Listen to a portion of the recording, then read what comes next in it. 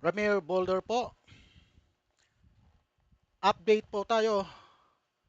Ang pahayag ng ating Pangulong BBM ay hindi lamang simpleng pagtanggi. Ano po?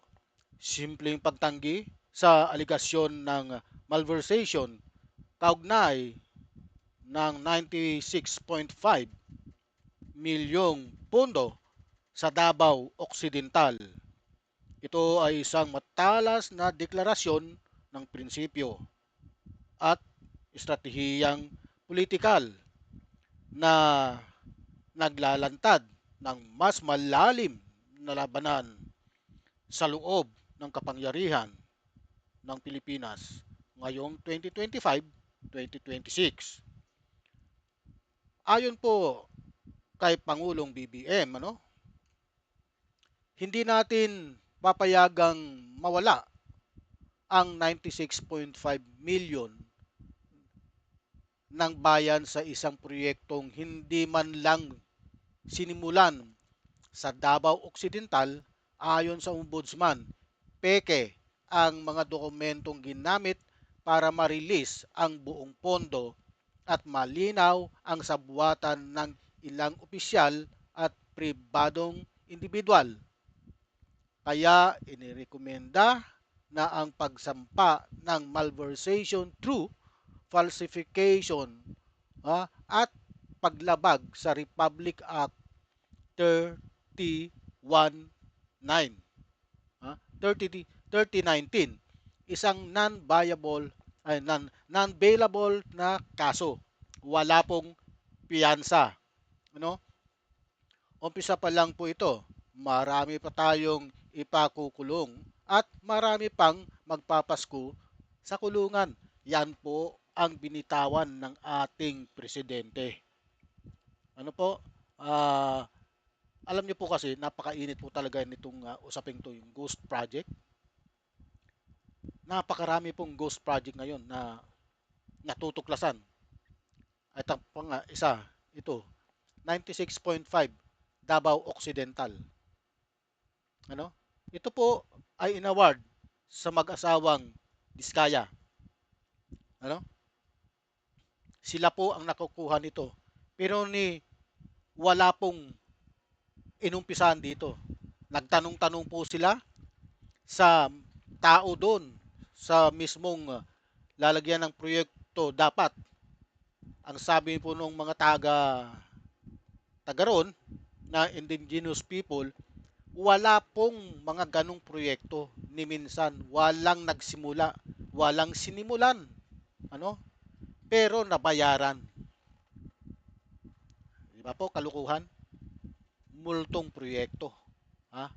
Pinagparti-partihan yung pera na 96.5 million sa buwatan ng DPWH at saka mga diskaya.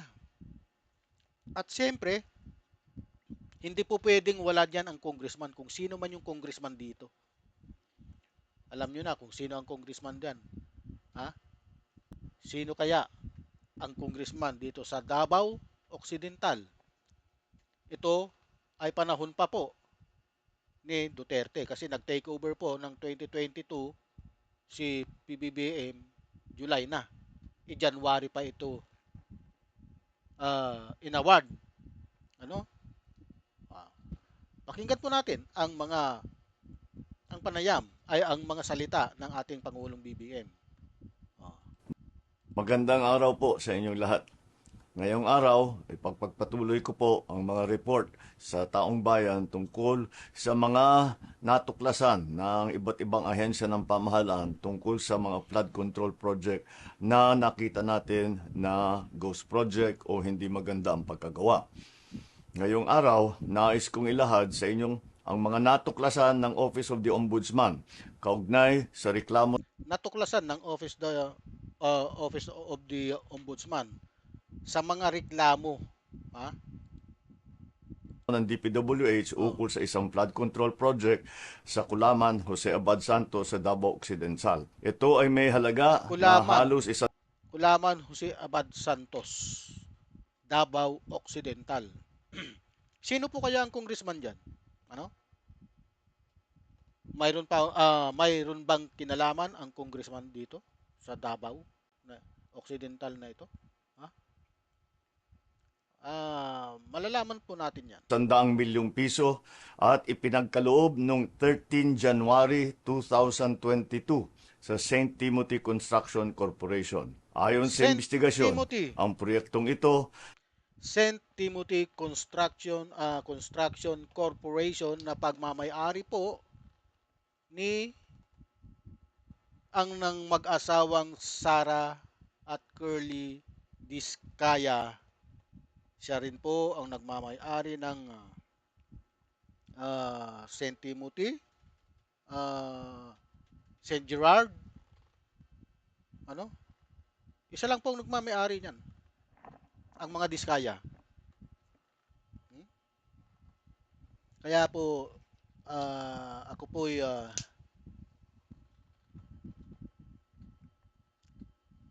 nag ako po talaga ay nadidismaya sa pangyayaring ito na napakarami po talagang magnanakaw. Magnanakaw sa ating bayan. Ano? Ito po. Pakinggan po uli natin ang ating Pangulo. na sinasabing natapos noong 2022 ay hindi kailanman nasimulan. Sinabi daw na natapos na nung 2022. Pero ni minsan, ni kailanman, hindi nagsimula. Wala. Multo. Ghost sa English. Multong proyekto, ghost project. Very good. Sa inspeksyon ng CIDG noong 25 September 2025, natukoy na walang anumang konstruksyon sa lugar na yon. Kinumpirma ng mga indigenous peoples at barangay officials sa kanilang joint affidavit na walang naganap na implementasyon ng proyekto. Natuklasan ng Ombudsman yung mga isinumiting final billing, certificate of completion at inspection reports ay palsipikado o hindi tumutugma sa Mga pekeng dokumento ang iprinisenta upang mabayaran ng full payment. Biro mo, nabayaran ka ng 96.5. Ha? Nabayaran ang mga Diskaya ng 96.5 pero ang mga prinisenta nila ay mga pekeng dokumento. Makuha lamang yung pera. Pinagparti-partihan na. Very good. Ayos. aktwal na kalagayan ng proyekto. Maging mga video at larawan na hinarap ng respondent ay walang timestamp at hindi mabalidate na tumutukoy sa proyektong ito. May mga private at public na individual na pinangalanan sa reklamo na kinabibilangan ng sa St. Timothy, Oh. si Cesara Rowena C. Diskaya at Maria Roma Angeline D. Rimando. Meron pang iba, mga ibang nasa ahensya ng DPW. Diskaya at Rimando, no? Itong Rimandos, ito yung GM yata nung St. Timothy. Pero isa lang may-ari po niyan, ang mga Diskaya at saka St. Gerard Construction. WH na nasama rin sa kasong ito. Dahil ayon sa Ombudsman, ang mga respondent ay naglabas at nag-aproba ng mga dokumentong ginagamit para sa pag-request at pag-release ng buong halaga na halos 100 million pesos kahit na walang natapos o nasimulang proyekto. Ayon sa kanilang finding, ang mga respondent na ito ay kumilos ng may manifest partiality, bad faith o gross negligence. Malapit na to kasi ang ICI pinatawag si Pulong Duterte. Welcome daw sa kanya ang pag-iimbestiga pero hindi po siya sumipot. Ano? Ano pa ang kinakatakot ni Pulong kung talagang wala siyang kinalaman diyan, no? Sa mga iniimbestigahan diyan sa mismong Davao City. Ano? Oo nga pala, bakit? Ang tanong ko sa iyo, Pulong, bakit ayaw mong ipresenta ang sarili mo sapagkat samantalang ikaw ay inimbitahan ng ICI? Ha? Kung talagang wala kang itinatago, bakit ayaw mong ipresenta yung sarili mo doon. Tinatawag ka nga for investigation. Ano? Sige nga, bakit tinatanggihan mo ang invitation ng ICI? Kung talagang malinis ka, magpa-imbestiga ka. Yun lang ang ano doon, bottom line doon. Ha? Malinis ka? Tanggapin mo ang invitasyon ng ICI para ikaw ay maimbestigahan. Kisa naman nagtatago, ayaw mo, tinatanggihan mo yung kanilang invitation,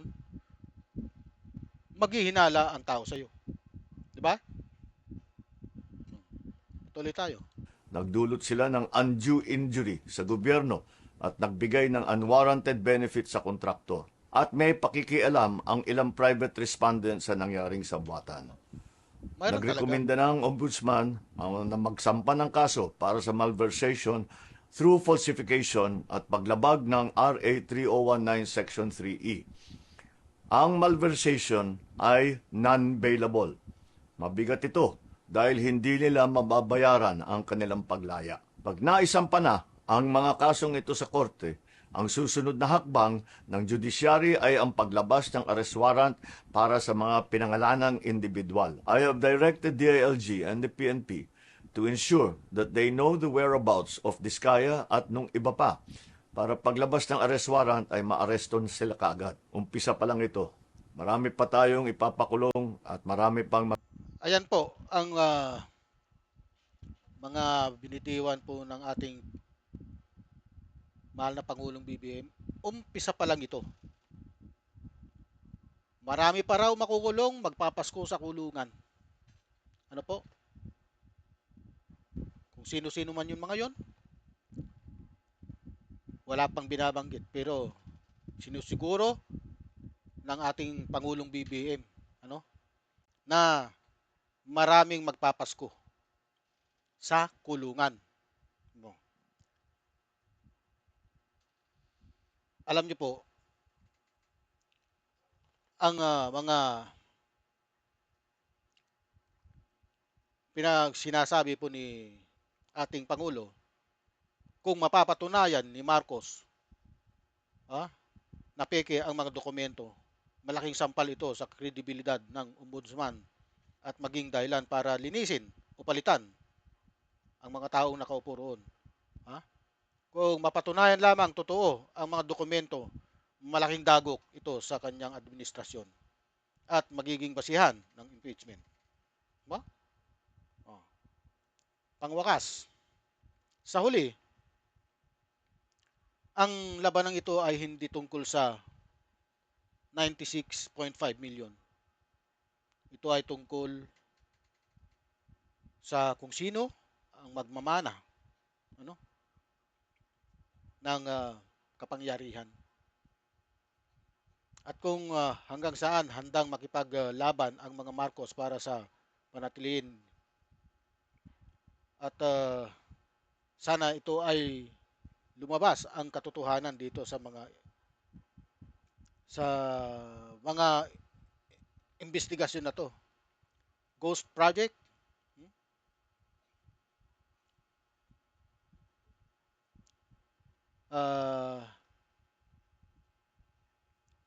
ito po, magpapasko sa kulungan. yan, Maraming salamat. maraming magpapasko sa kulungan. Ano po? Kailangan talaga nilang makulong yon mga magnanakaw. Magnanakaw sa ating gobyerno. Kahit sino man yan, wala silang sasantuin. Ayon po sa ating Pangulo. Okay. Atin pong tungayan ang mga comment dito.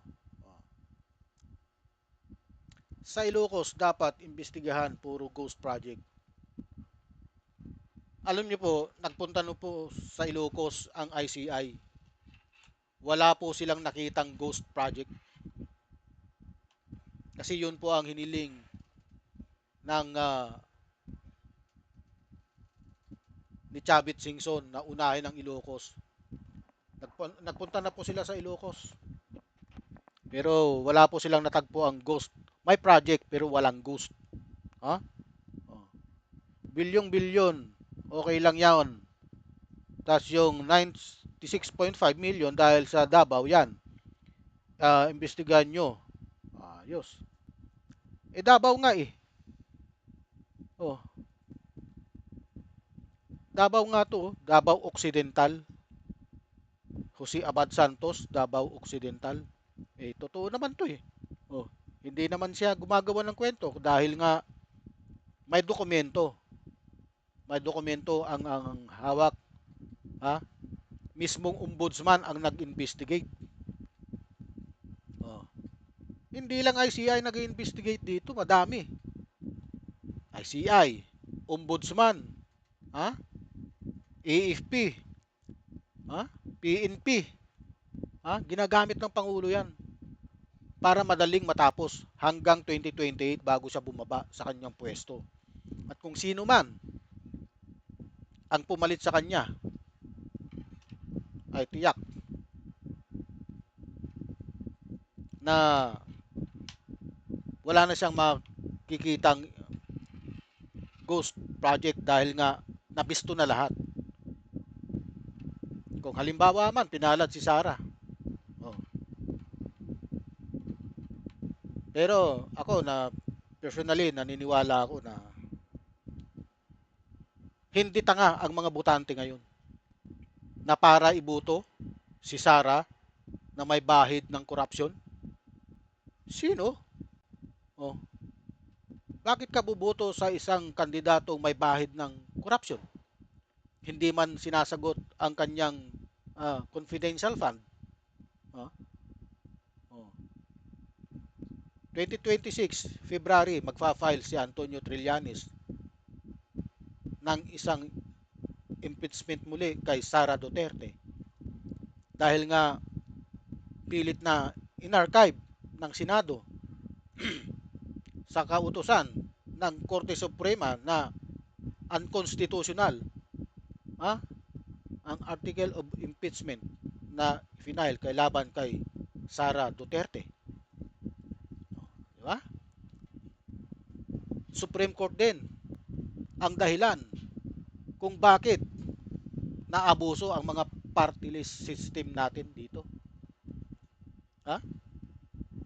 Dahil hindi na marginalize, maraming lumabas na magnanakaw, nagtatago sa kanilang party list. Ha? Biro mo yan, lalong-lalo na ito, number 1 si Saldico. Ano? 'Di ba? Pinagtataguan ng mga dinastiya. Paano? Wala eh. Mali ang mga desisyon. Hindi nila nakita yung mga ganitong bagay na magdudulot ng napakalaking problema sa atin. Gobyerno, party list, ghost project, insertion, flood control scam. Nandito na lahat. Halo-halo na. Bumagsak na ang Pilipinas. Oh, di ba?